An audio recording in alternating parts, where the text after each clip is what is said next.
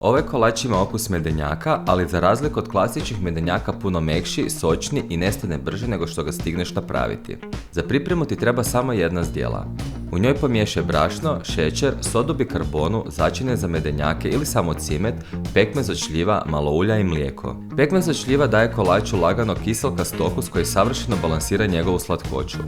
Da brašno ne leti po cijeloj kuhinji, prvo malo pomiješaj sastojke ugašenim mikserom, a te ga onda uključi. Nemoj dugo miksati biskvit jer ne radimo temelj za kuću nego mekani kolač.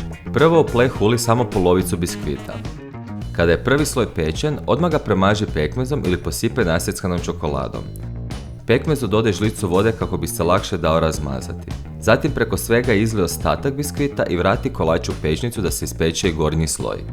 Ako želiš da ti slojevi kolača budu jednake debljine, najbolje je pomoću vage podijeliti biskvit na dva jednaka dijela. Ako to radiš od oka, slojevi će ti vjerojatno ispasti nejednako, baš kao i meni. Bez obzira na veličinu pleha, kolač peci na 170 stupnjeva, a čačkalicom provjeri je li pečen. I za kraj preli pečeni kolač s debelim slojem otopljene čokolade, jer sve je bolje s čokoladom, zar ne? Kada se čokolada stegne, nareži kolač na kocke, a sebe počasti okrajcima. Oni su ionako najbolji dio kolača i tvoja su nagrada za pečenje. Kao što vidiš, medeni kolač uvijek ispadne savršen, a ne može biti jednostavniji za pripremu. Hoćeš li isprobati recept?